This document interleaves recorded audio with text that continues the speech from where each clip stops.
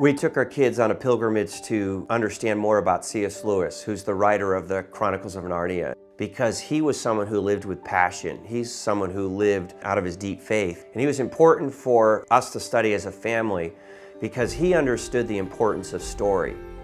My kids love the Chronicles of Narnia, so we thought that would be really fun to visit some of the places that were important to him.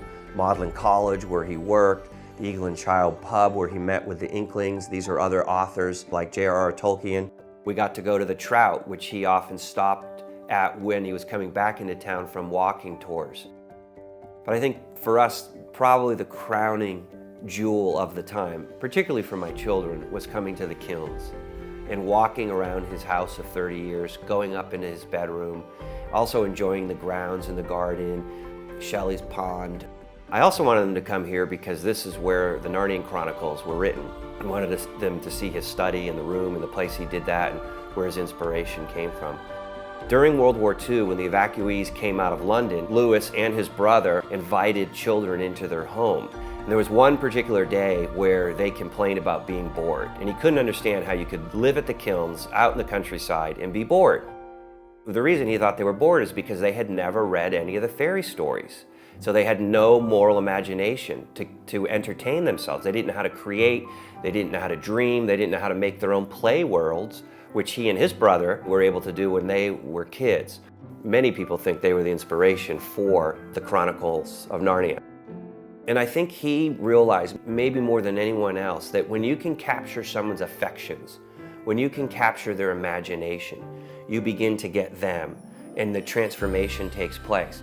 And when you're in that story, walking and living virtuously becomes a second nature for you. You don't even have to think about it because it comes out of the new imagination that you have.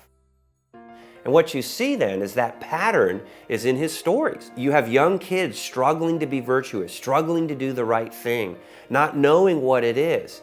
And as their imaginations are shaped by Narnia, shaped by Aslan, living within that story, they begin almost instinctively, like it's second nature, to live into their own characters, to become who they were meant to be.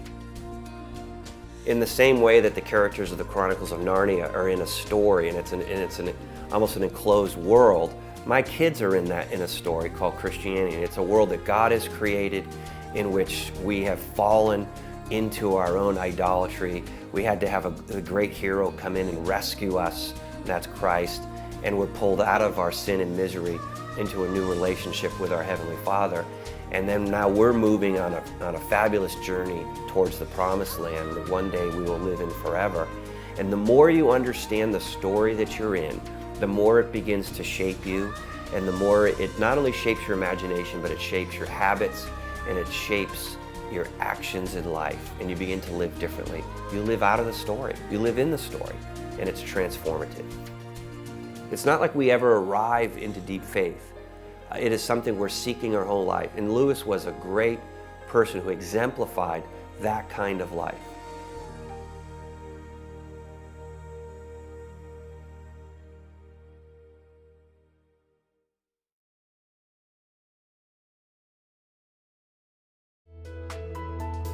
Produced by de Vos Entertainment, with special thanks to the C.S. Lewis Foundation and Grace Community Church, with promotional consideration by Intervarsity Press and Knox Theological Seminary.